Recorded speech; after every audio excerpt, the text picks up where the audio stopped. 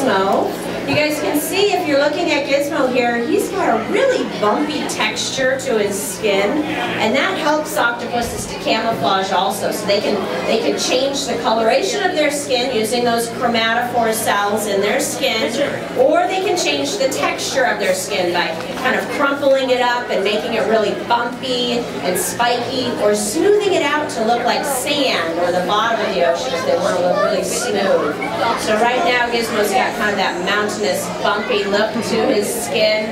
Light coloration, which tells me he's probably resting or asleep. Can anybody see his eyes?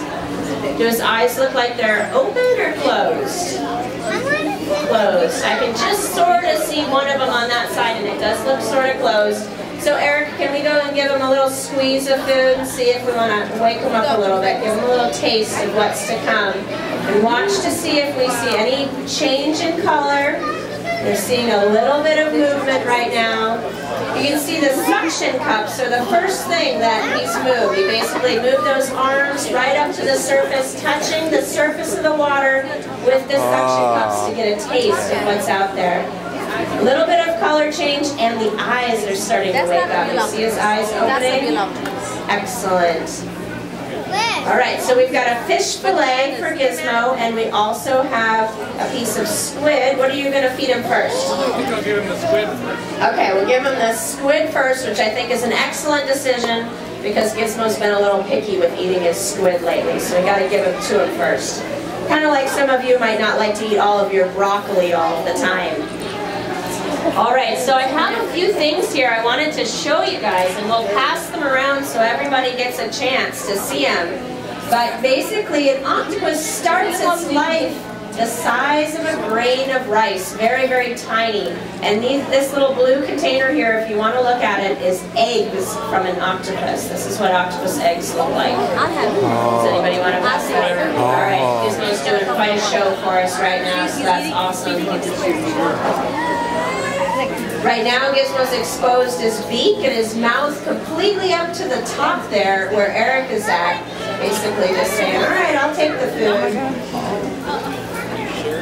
Every now and then, Gizmo will come into the cylinder, kind of walk back and forth here. But you might notice that there's a barrier between the two sides of the exhibit.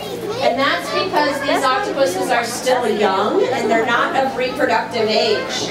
So when giant Pacific octopuses are young, they're very, very territorial. And if they were in an exhibit space with another younger octopus, they would fight. They would not get along.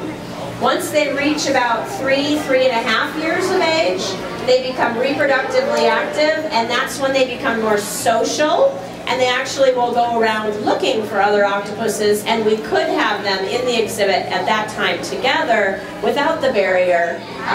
And we may, here at the aquarium, get to that point where they're both acting social and we can remove the barrier. All right, let's go ahead and see if he's interested.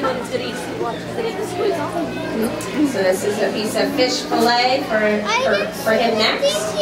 Look up there, he's feeding it. I had a great question when I was just walking over here. I thought I'd share it with you guys. Somebody asked me, how do we tell the difference between a male and a female, or a boy and a girl octopus? And the way that you can tell the difference is by looking for a very special arm that only the males have. It's the third arm to the right on the octopus, and if you look carefully at that third arm to the right, it won't have any suction cups on the last little piece of the arm. And that is called the ligula. They use it in reproduction. It's how they basically transfer the sperm packet from themselves into the female to fertilize the female's eggs. So as you're watching,